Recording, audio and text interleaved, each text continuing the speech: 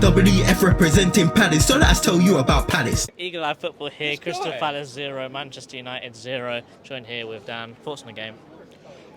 You know what? I'm going to be positive.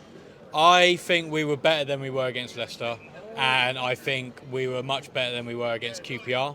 I think, I know some people are maybe saying that we didn't do as well, but we got to remember that United have created the second most XG in the league behind City, obviously before today. And, they made chances, and Henson made some fantastic saves, and he kept us in it. But second half, I thought we were the better team.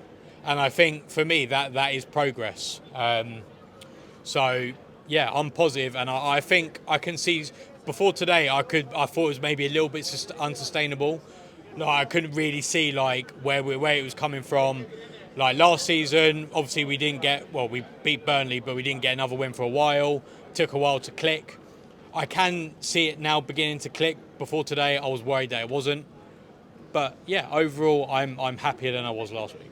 It's a very Palace thing to do well against the bigger teams. 1-1 draw against Chelsea, 0-0 draw today. Do you think that, because we've got a little bit of a running of harder fixtures after the Everton game, do you think that we're in good stead for the league, or do you think there's still some problems that need to be addressed?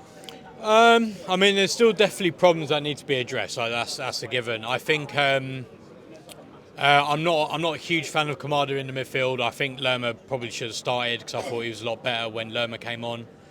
I think there's still the issue of the right-hand side. I think Munoz is still isolated.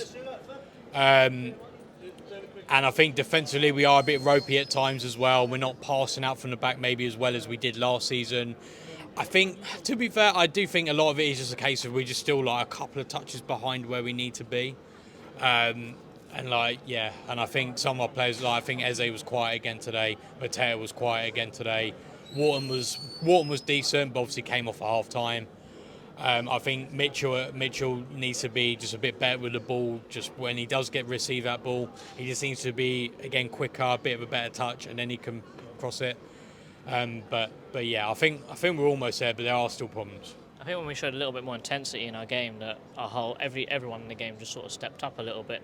There was one time where Lacroix just absolutely killed a ball straight over to Mitchell just because he was a bit annoyed, and the attack that followed that was very impressive, very quick. Do you think that we need to put a little bit more pace into how we play our game? Oh yeah, absolutely. We need to be a couple more touches quicker.